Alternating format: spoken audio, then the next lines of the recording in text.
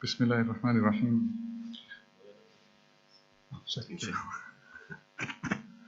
بسم الله الرحمن الرحيم الحمد لله رب العالمين والصلاة والسلام على أشرف الأنبياء والمرسلين سيدنا ونبينا ومولانا محمد صلى الله عليه وسلم وعلى آله وصحبه أجمعين وبعد.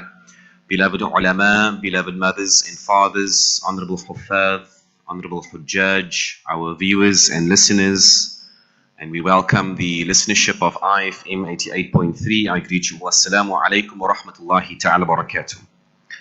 My beloved brothers and sisters, honorable viewers and listeners, we praise and thank Allah subhanahu wa ta'ala, and we send salutations on our beloved Nabi Muhammad sallallahu alayhi wa sallam. Beloved brothers and sisters, alhamdulillah, we are very fortunate this evening to be hosting an esteemed scholar, an advocate for digital literacy, a pioneer in the field in South Africa. We welcome to Qibecha, to PE, and to Maghrieb Taqwa, the esteemed Moulana Bilal Kathrada. Moulana Bilal is of the very few in our country that we can consider a true trailblazer in his field, walhamdulillah. Moulana Bilal Kathrada is an alim, a software developer, a teacher, a mentor, and a content creator. He is the founder of IT Varsity, an online school that produces award-winning app developers. MashaAllah, his students work for some of the biggest companies in the world, like Amazon, alhamdulillah. You can find him online where he gives business, career, and life advice. And this evening, alhamdulillah, we are honored that he is delivering an absolutely fascinating and interesting workshop titled Visionary Parenting. And this workshop, inshallah, will provide insightful guidance for parenting children in this technologically advanced era of ultra-information and artificial intelligence. It's very seldom that we get to tackle these topics within the framework of the Sharia and by a scholar who is versed in both fields, walhamdulillah. So we are very grateful that Moulana Bilal has afforded us some time, and we welcome Moulana Bilal to Maghrieb Taqwa, into our community. And inshallah, the format of this program is that Moulana Bilal will be presenting, and after he has concluded his presentation, he's going to be interacting with the audience, inshallah. There will be an opportunity for you to pose questions, Q&A, and in the ladies section, there is a microphone if any ladies would like to pose questions, inshallah. Unfortunately, our online audience, we can't take any questions from you this evening, but hopefully in a future forum, inshallah. Jazakul khairan. We welcome Moulana Bilal. Tafaddal mashkura. Jazakallah, Sheikh Rabban. نحمده ونصلي على رسوله الكريم أما بعد فأعوذ بالله من الشيطان الرجيم بسم الله الرحمن الرحيم كنتم خير أمة أخرجت للناس تأمرون بالمعروف وتنهون عن المنكر وتؤمنون بالله وقال رسول الله صلى الله عليه وسلم كلكم راع ومسؤول عن رعيته صدق الله العظيم. Respected brothers, sisters, remote viewers,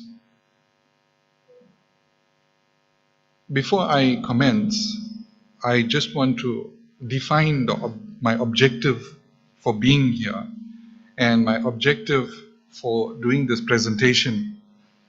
So I have a few objectives here. The primary objective is to get you to rethink how you do parenting, to get you to re-examine the way that we are bringing up our children. So that's the first thing. The second thing is, I want you, after this presentation, to look at your own children very differently from the way you look at them now.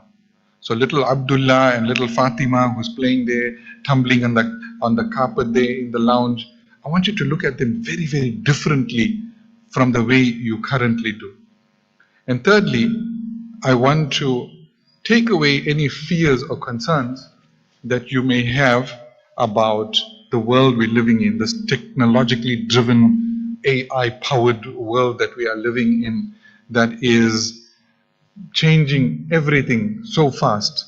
Everything, our personal lives, our business, our careers, our institutions, whichever way you look, there is change. Change is happening, change is inevitable. So I want to, and change brings fear. So my third objective today is to help you to relax your mind, to calm yourself, and to show you that this change that's happening is not a bad change. It's actually a good change. And it's not even a change that came from the West. We ulama are actually responsible for this change that's happening. So you must be wondering how and why. Okay, so I wanna give you a lesson in computer science now, because I mean, software engineer, right? I have to give you something relating to computers. Now, when you talk about artificial intelligence, first and foremost, there's no such thing as artificial intelligence. It's just a fancy terminology for computer code that mimics human intelligence. So it's actually simulated intelligence. It's acting intelligence. But real, true intelligence is from Allah Ta'ala Himself. So human beings cannot create artificial intelligence. It's just a simulation. And if anybody is really keen, I'll show you what the code for an AI looks like. It's very simple computer code, but nonetheless, it is code that can do amazing things. Now, every artificial intelligence, in fact, every computer program on earth, whether it's an app running on your phone, whether it's the software running on this computer, whether it's the streaming software that is enabling me to reach out to people who are far away from this masjid, every single computer program in the world is an algorithm or a set of algorithms. Now, these are known as algorithms. Now, an algorithm is actually a set of instructions that we give to a computer. So, for example, when you unlock your phone and you touch an icon, how does the phone know which app to open up? If you touch on the calendar icon, the calendar app will open, and when you do certain functions within that calendar app, your phone does certain things. How does it know that?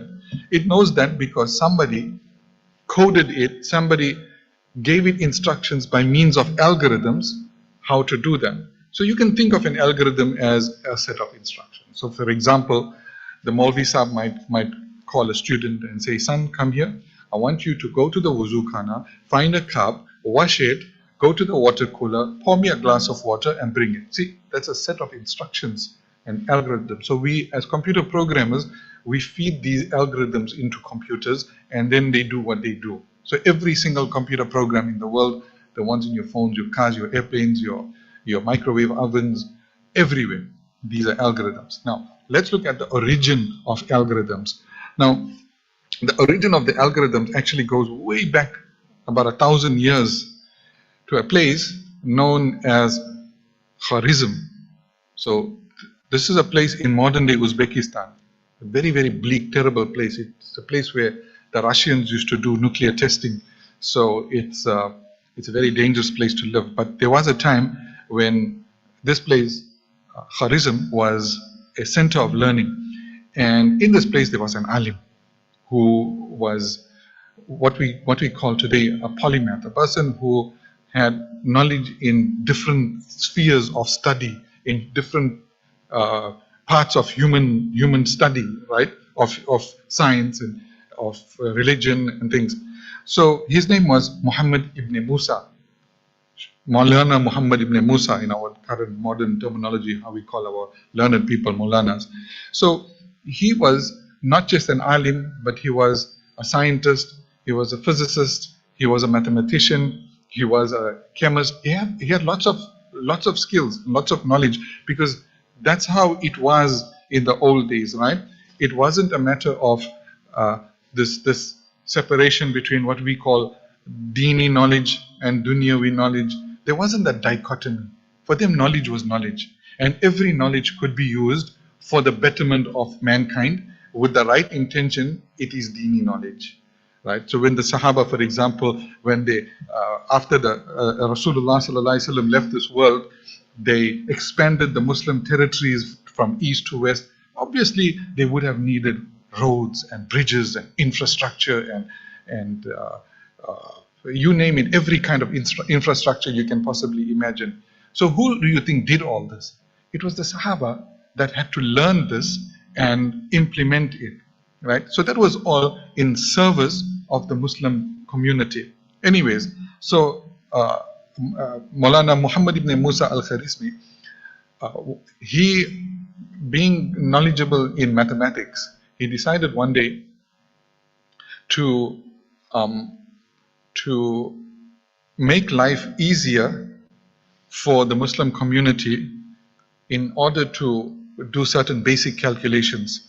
Now, for example, if I needed to buy carpets for this masjid, it's easy for me today because somewhere in grade 6 I learned that area is equal to length times breadth. So all I needed to do was to calculate the length and breadth, and then I can calculate the area of this masjid, and then I can go to the carpet shop or the carpet manufacturer and say, see, this is the size of carpet I needed.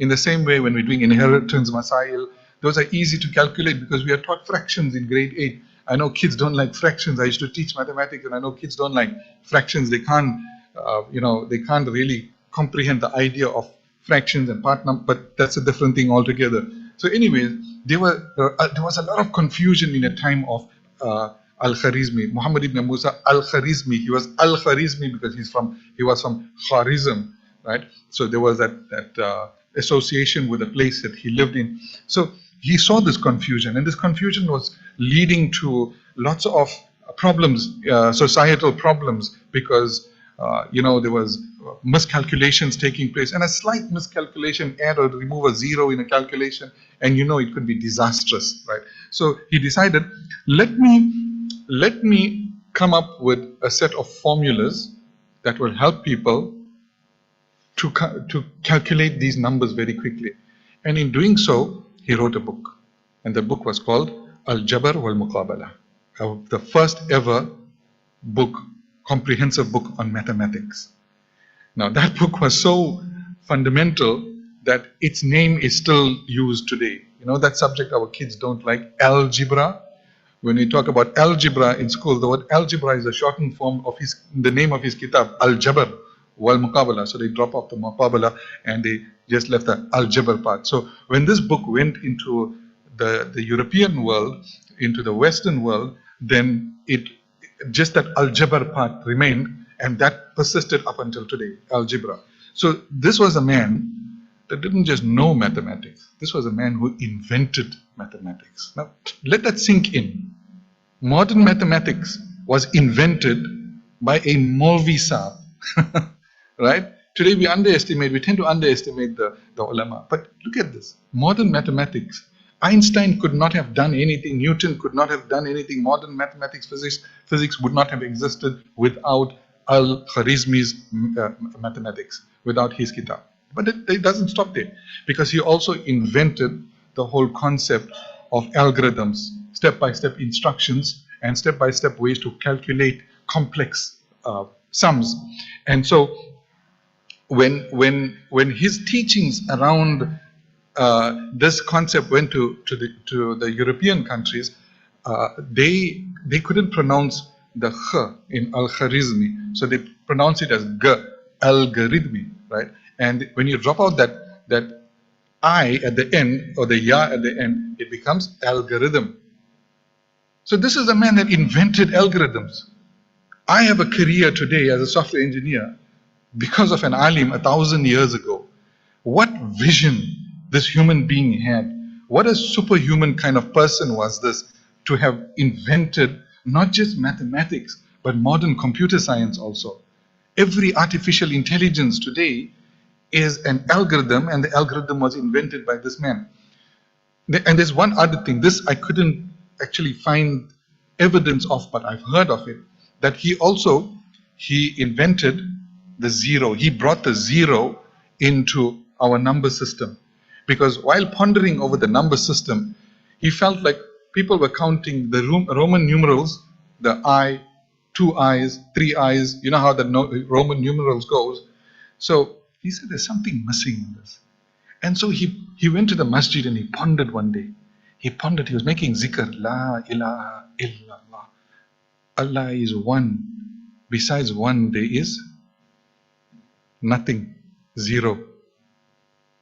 Besides one, there is zero. And he got an inspiration from the kalima to add the zero to the numbering system. Imagine if zero wasn't added there. How would you express 10 or 100 or 1,000? You couldn't. It was impossible. So the legend has it that he brought the zero into the numbering system. And the other legend has it that he borrowed it from the Hindus. But that's a different... The point I'm making here is that this was not a once-off thing in the Islamic world. He wasn't unique in the Islamic world. You had lots and lots of ulama, lots of Muslims who were great scientists who laid the foundations. If you look at Avicenna, today all modern medicine and surgery depends on the teachings of Ibn Sina, who is known as Avicenna. So Ibn Haytham, you name them, there's lots and lots of them. Now, the reason that they were such pioneers, such groundbreakers in the world of science, technology, mathematics, physics, you name it. You name it. In fact, and I will digress here a little, when you look at modern artificial intelligence, one of the foundations for it is obviously algorithms, the other one is logic, and the other one is linguistics, right? That's how ChatGPT can do what it does because of the advanced linguistics. Who laid the foundation for the study of linguistics? It was an alim also, Allama Jurjani. If you go and study Allama Jurjani, Abdul Qahir al-Jurjani, he was one of the first people ever in the history of mankind that studied language and the power of language. Why do words make a difference? Why does the Quran, and his whole study was around the Quran, why are the words of the Quran so powerful? Why are the words of certain poetry so powerful? I mean, if a man goes home and says to his wife, "You're looking pretty today," that's one thing. But if he says to her, "You are looking like a blossoming rose on a spring morning and you touch my heart," now suddenly that's different. Why is it that there's such a big difference in the word? The second will make her tear. The first one will probably make her scoff at you a little bit. So now look at that study of language that Allama Jurjani did up till today. Some of that is still being used by people who develop artificial intelligence to train that AI to speak to us in a way that is fluent and eloquent and in a way that we can understand. Now, coming back to this, to my earlier point, none of this was by chance.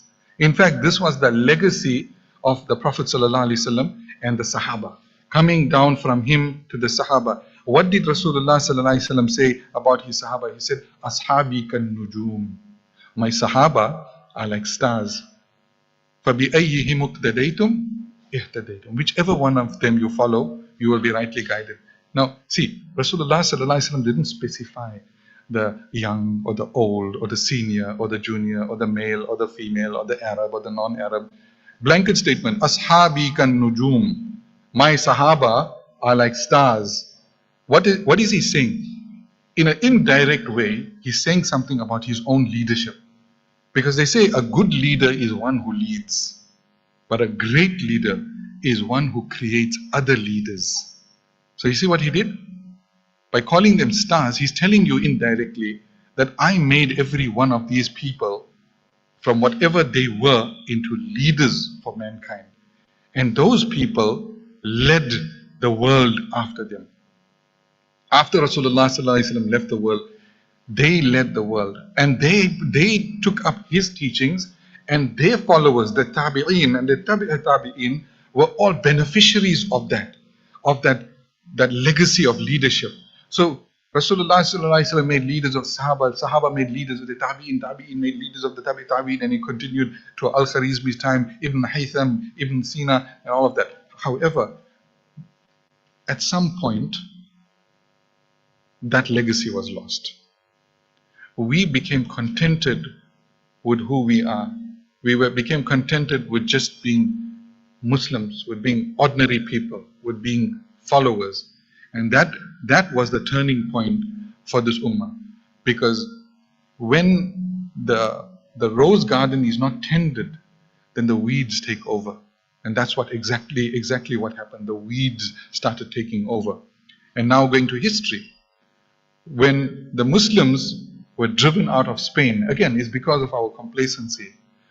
To the exact same year that the Muslims left Spain, a guy by the name of Christopher Columbus sailed out of Spain and went and found the New World, which is today North America.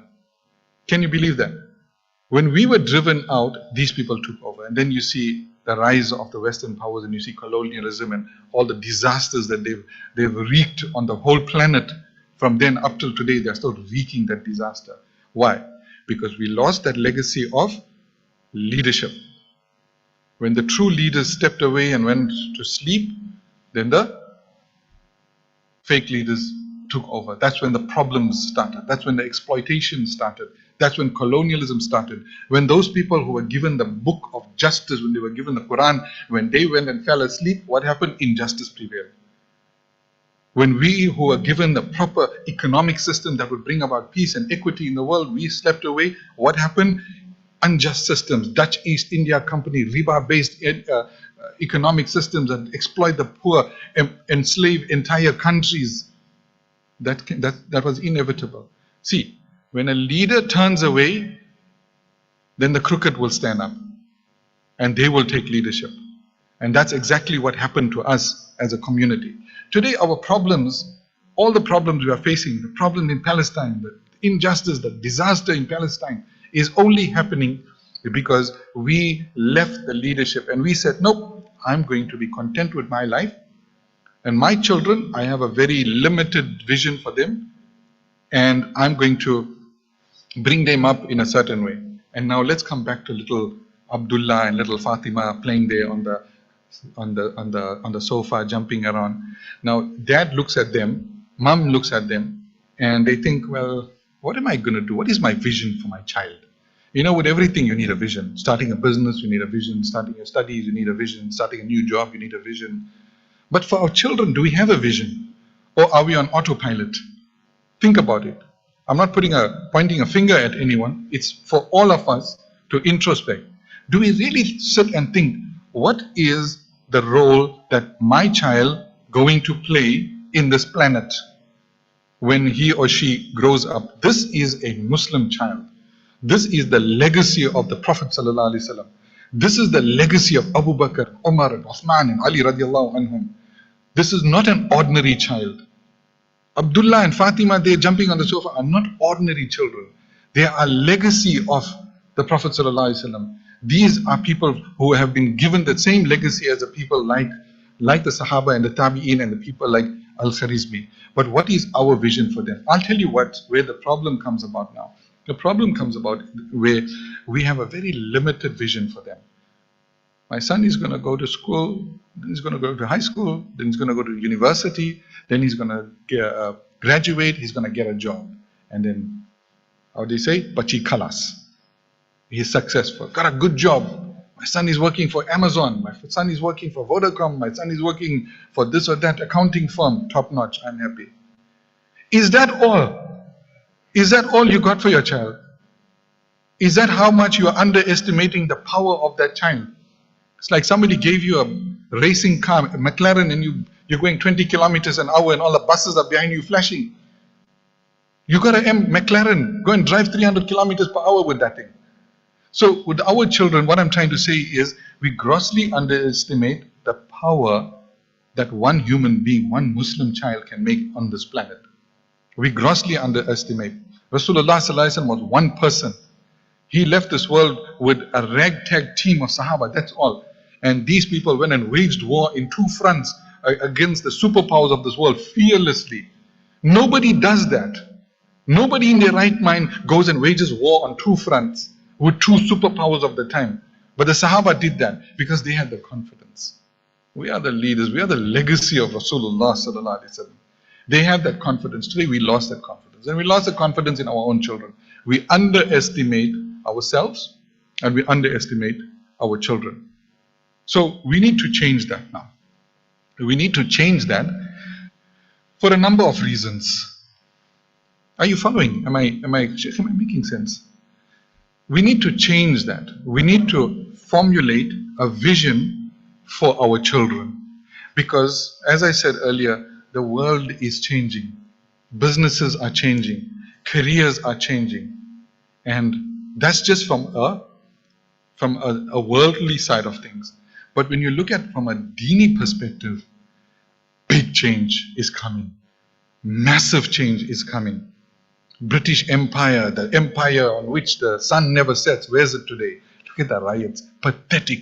Look how they are behaving. Pathetic. That's the British Empire? Is that all that's left of it? Soviet Union came and went. So many empires came and went. Now there's the United States empire already shaking legs, floundering, it's going to collapse. And then what? Are we just going to be cheerleaders and say, yay, America is gone, Europe is gone? And then who's going to give leadership to the world after that? Who's going to give leadership? See, in leadership studies, they'll tell you that having a weak leader is still better than having no leader. Because if there's no leader, then there's chaos. Now is coming our time. And it's going to become difficult for Muslims. Because just like in the UK, there's third forces hidden that are going to try and make problems for us. Because they can't stand to see so many people in droves coming to Islam. The numbers are not made known to anybody. These numbers are not well known to anybody, the number of people that are entering to Islam. Why? Because in the West, in Europe, in the United States, they've been living a life of decadence for too long. Now they are sick, spiritually, physically, mentally. They are sick, and they said, okay, maja ho gaya, we had our fun, now what? There must be something better than this. We are better than this. We are not animals. And they looked at the Western life. They had their parties and their drugs and their zina and everything. Now it's over.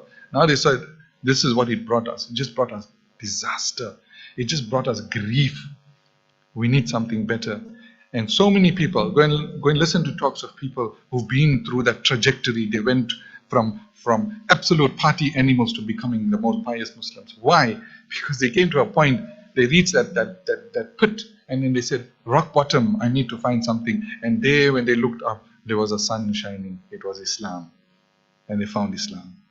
Islam has the answers, friends. Allah Ta'ala made riba haram 1,400 years ago. Look at the damage. Look at the damage. Colonialism is over. Slavery is over. You think so? No. They're not over. Look at the countries who are enslaved with riba. So that's the one side of things, right? The world is changing. But if you are still concerned about your children and technology, about your children and their careers also, which are important considerations, because technology is pervasive, it's ever pervasive, it's everywhere. You can't turn anywhere without encountering technology. I was speaking to the kids at schools, Moulana Siraj and Moulana Jamil and I, we were going to schools, and I was telling them, there is no career, and this is my job to know this, there is no career you can possibly imagine does not involve technology, is not pervaded by technology. And the kids were amazed when I said to them that, you know, in KZN, the dairy cattle that you see there in those beautiful rolling pastures of KZN Midlands, every one of those cattle is connected to the internet. They're like, what? What?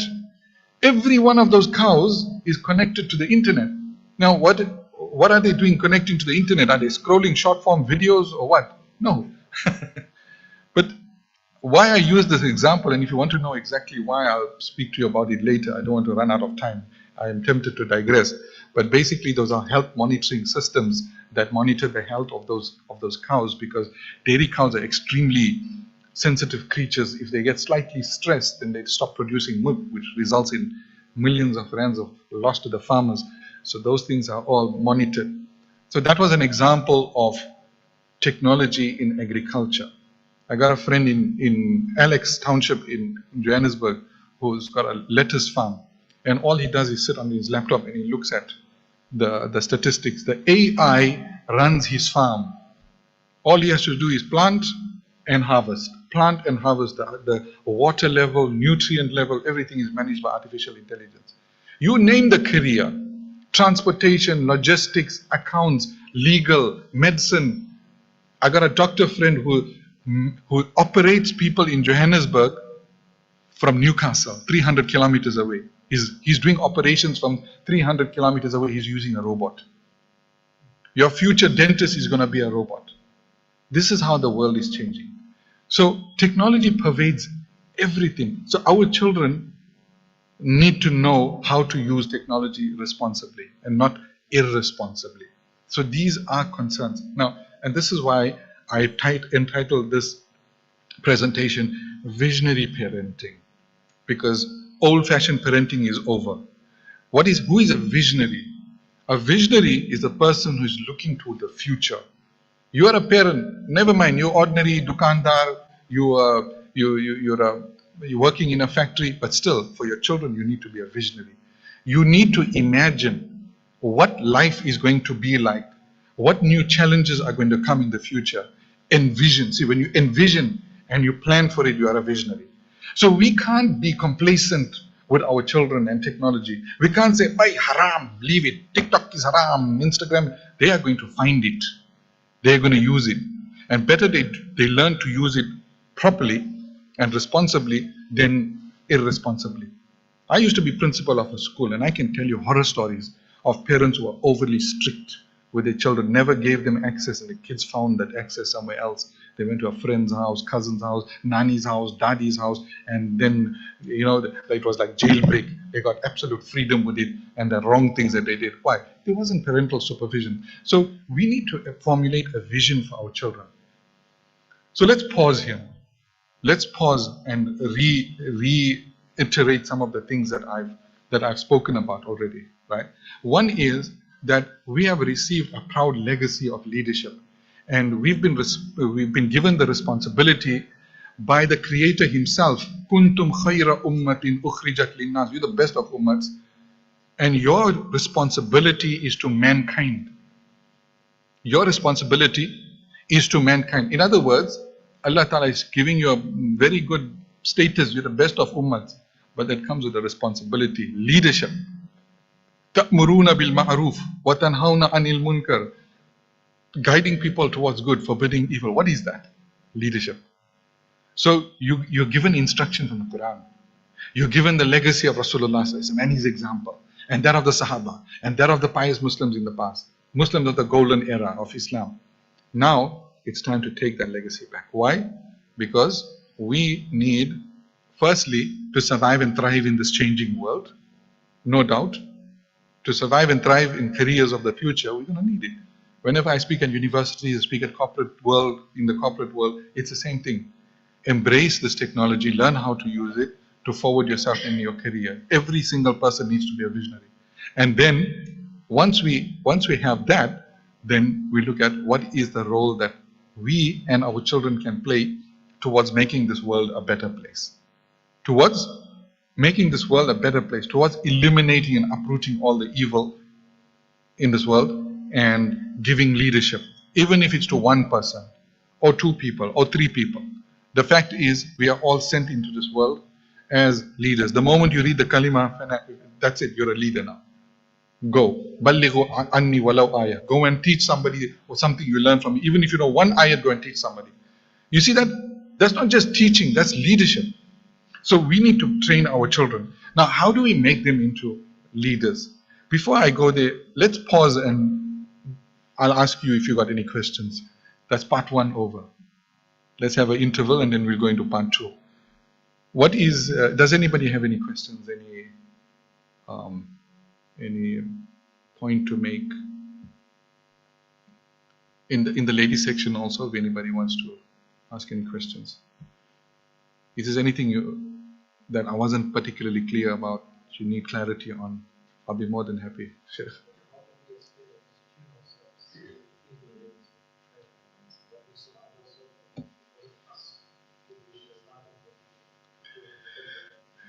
Typical of an alim. See, you're a visionary. You're already a step ahead of me. That's part two. We're coming to that, Sheikh. Yeah.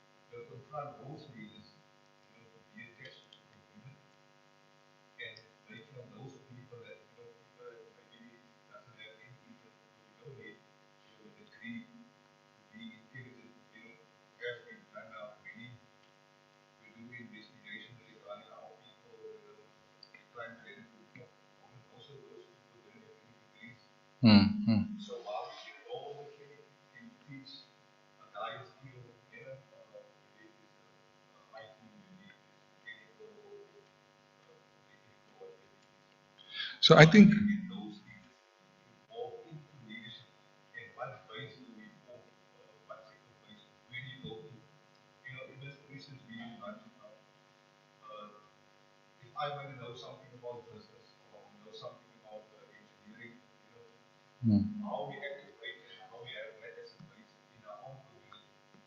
right.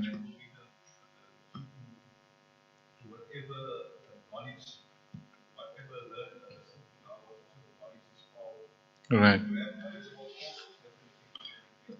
So I think your answer is in your question also.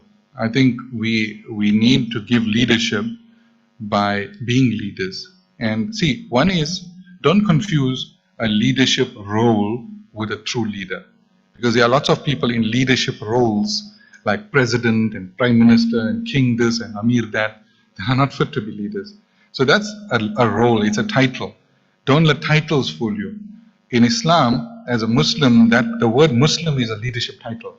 You're given that title. So every single one of us is a leader. And there's a few things, and it's somewhat related to Maulana's question, and I'm coming to that in the second part. So the second part is this.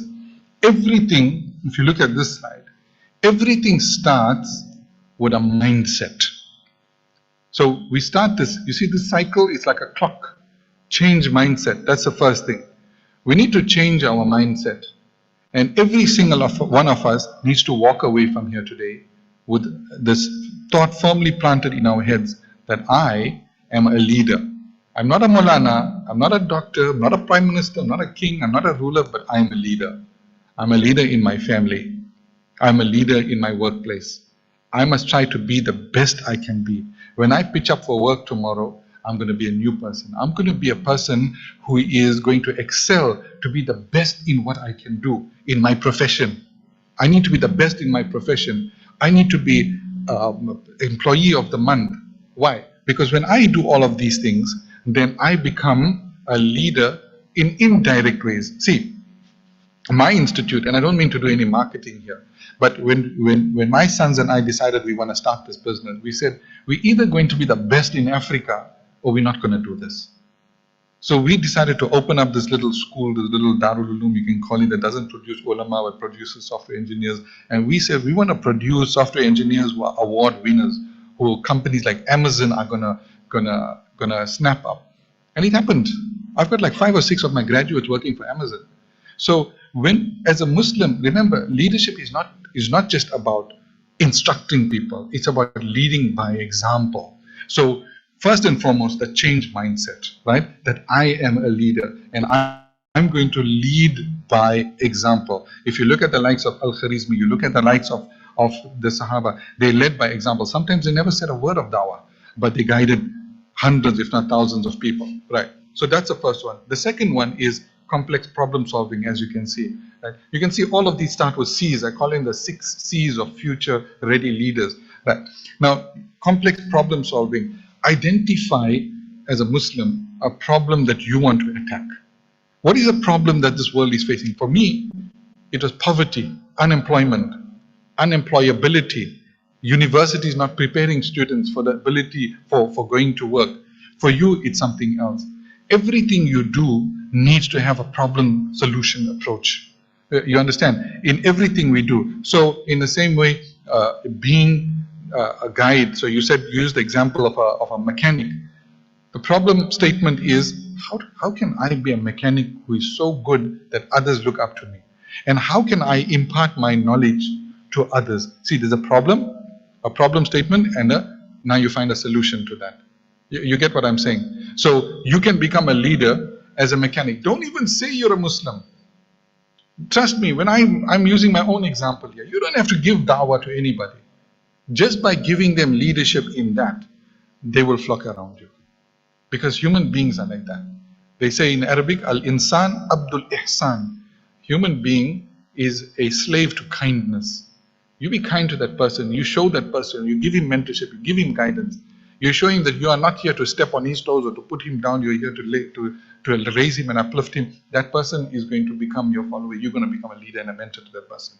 So wherever there's an opportunity to impart our knowledge, to guide, to help somebody, do it. My one Ustad, late Mufti Ibrahim Desai Sahab said, he used to tell us that if you're driving along the highway and you see there's a family stuck there and they need to change their tires, stop and help them. That's leadership.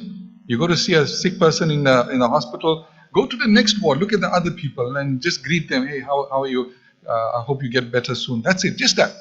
See, even that is leadership. Leadership is embedded in everything that we do. So the next one is communication, right? We need to communicate what?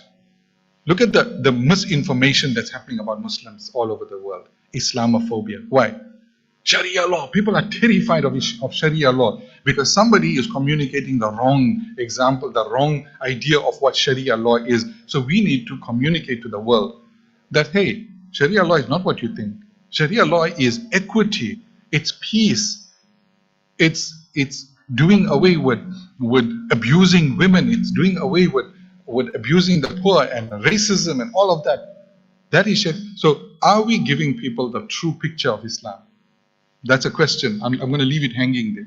I'm not going to answer that question. It's for you to answer that question, right? I mean, I know they have the media, they have the BBCs and the CNNs. But we got 1.3 billion representatives, 1.3 billion reps. Ask a store that or a factory that has 1.3 billion reps and still not selling anything. I'll say you're rather close down, you're wasting your time. We have 1.3 billion reps. Are these reps selling our product? We're not. So the next one is creativity. Now, if you think about it, these work in business and careers also, right? But I'm giving you an entirely Islamic perspective on this.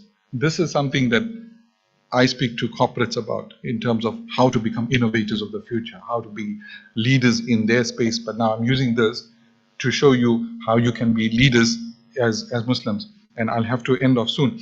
So creativity. We need to be creative in how we communicate a proper picture of who us Muslims are. Whether it's an act of kindness, whether it's putting out a podcast or writing a blog article or just going to a school and talking to the students. See, there's so many ways that we can give leadership. There's so many ways that we can create a positive idea of what Muslims are. We just have to be creative. Allah Ta'ala has blessed us with this intelligence and creativity. The next one is severely lacking in our ummah. Severely lacking. Look how fragmented we are. There's no collaboration. These Durban Muslims don't want to work with the Kabecha Muslims because we don't like them. They got their own funny ideas. We got our own funny ideas. We got our little fiefdoms. They got where did that come from? Where did that fiefdom mentality come from? We are a community. There is one enemy. That enemy is misguidance, is dalalat. That enemy is people that are running towards Allah Ta'ala's anger. We need to pull them back. So I might not agree with Moulana Badshah and everything that he does. Sorry to name you, but you are my friend, my brother, my madrasa mate. I'm just using that as an example. I might not agree with everything that he says or Moulana Siraj says, but when it comes to fighting that evil, we can stand shoulder to shoulder against that evil and go and see what we can do to bring people towards the light, rather than criticizing each other, putting each other down, calling each other names. What is that? Really, what is that? Who's got time for that? You think I got time to sit and write one inflammatory article about Moulana Badshah? Moulana Badshah is this and that and that and that and that. But I got no time to breathe in my day. I am so busy. I got no time to breathe. People who got all the time in the world and nothing better to do will do things like that. So collaboration, work with everybody. You don't have to agree with everybody. But we can obviously work together, can't we? If we understand a common enemy, that man is not my enemy. The enemy is out there. It's people suffering all over the world. Look at our Palestinian brothers and sisters. Do we want something like that to happen to us? Sorry, I got a bit emotional there. I tend to get emotional when I speak about collaboration because I think we as Muslims, the Muslim community in South Africa, we lost the plot. Okay, and critical thinking. Critical thinking is looking at the status quo, looking at what's going on in the world around us and expressing our thoughts on what needs to change. Now I'll give you an example. If you look at, I spoke about riba, you look at the banking systems, you look at the legal systems, democracy. Democracy is a fake, right? We need to look at all these critically and we need to show the world, criticize this on an academic level and say, look, these are the problems with the riba-based system. This is the problems with democracy. These are the problems with the way colonialist mindsets. We need to look at the whole world critically because that's what Rasulullah ﷺ did even before prophethood. You remember when we were kids in madrasa, what we learned? Where did he go and hide himself in the cave of Hira? Why? Because he had critical thinking. He looked around him. Surely there's something wrong here. People are worshipping idols. There's exploitation. The rich are exploiting the poor. Male is exploiting women. They're exploiting the slaves. Something is wrong. So he went and separated himself. He went to cave of Hira. And that's where the revelation came. You see, he was the greatest critical thinker. When you think critically, then you see things more clearly. And that's the main reason that people don't like Muslims. Because we speak out. We don't follow like sheep. We are critical thinkers. Nope. Sorry. Drink daru. Nope. Alcohol. Nope. Sorry. Oppression. Nope. Racism. Nope. We don't stand for that nonsense. Capitalism. Consumerism. Nope. Sorry. We don't stand for that. Women must be exposed, liberated of their clothes. Nope. Sorry. We don't stand for that. Critical thinkers. This is against the way we do things. And they don't like you. Nobody likes somebody who sticks out. They want people who follow. They want people who follow, like sheep. So it's not just, it's not something they have against. There is that part about the anti-Islamic thing. But the worst thing is that the only true rebels on this planet are the Muslims, if you think about it. We are the only true freedom fighters because we're like, okay, you got your way, you're partying, reveling, alcohol, drugs. We'll be in the masjid talking and making ibadat. We are rebels. So that's critical thinking. Right. And then I'll go through the next few slides very quickly because we are running out of time. Now, just to make you understand about where do we fit in as Muslims when it comes to technology, right? Something is missing on the slide. Right, okay. So, when you look at the West, now we're going to do a little bit of philosophy here, right? Western, modernist, and postmodernist philosophy. People who call other people modernists don't even know what the word means, but I'm going to explain to you what modernist means and what postmodernism means.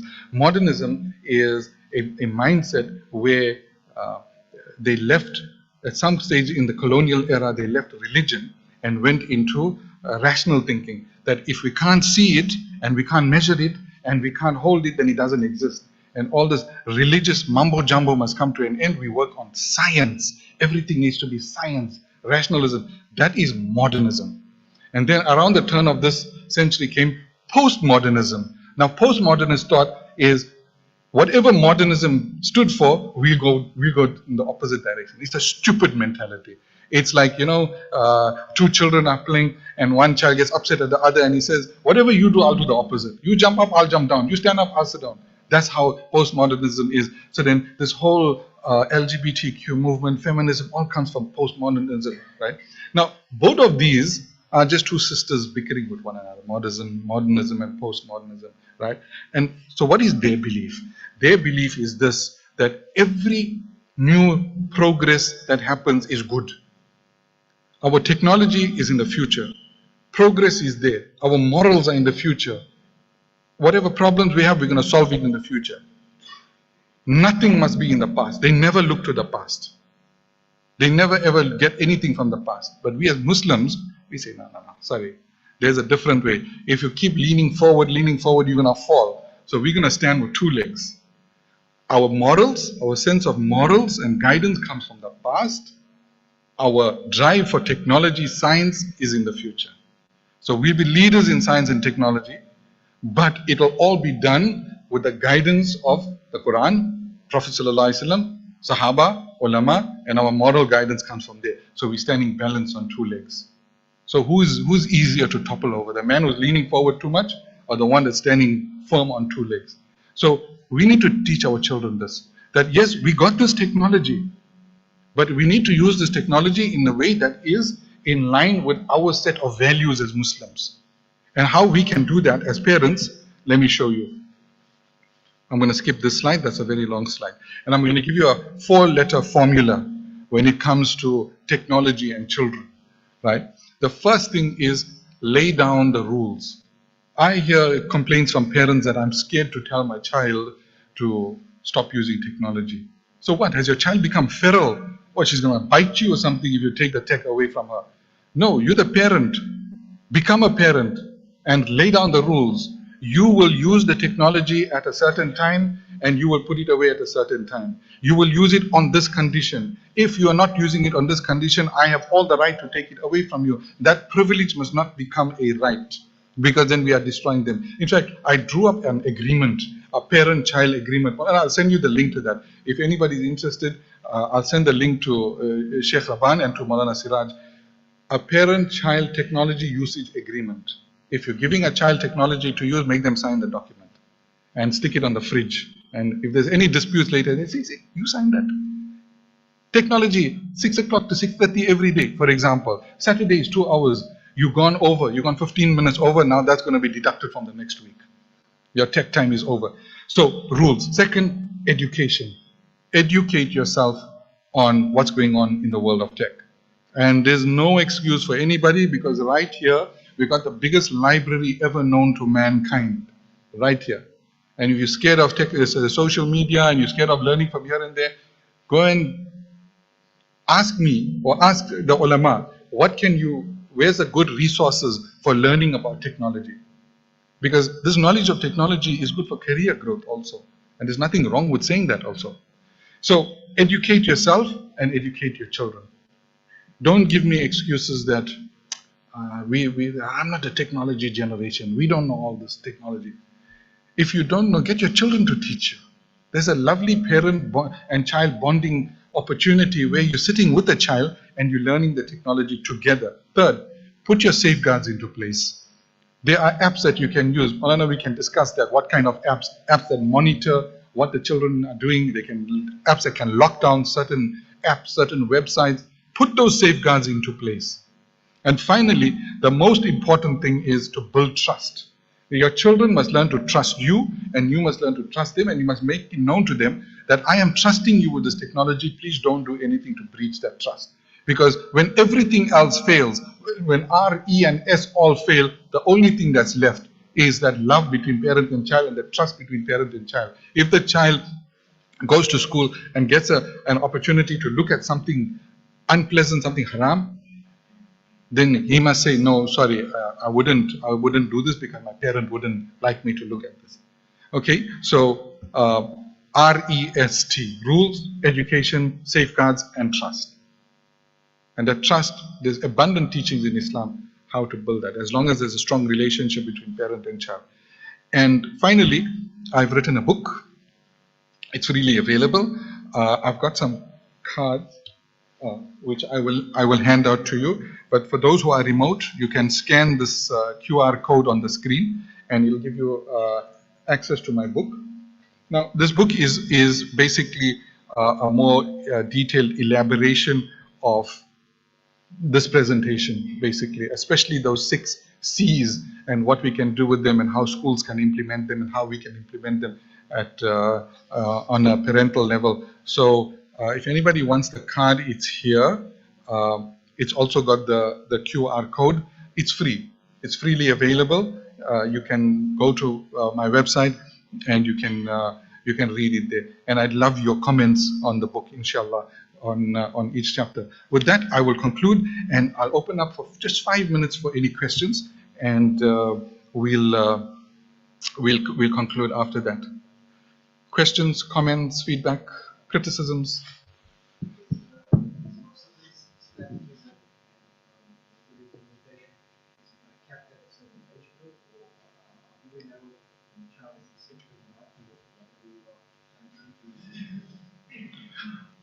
Okay, so firstly, the question is it capped to a certain age group? The answer is no, because as parents, we are the parents throughout their lives and our lives until we leave this world. So your child can be a grandfather himself, but you are still his guide as his or her father.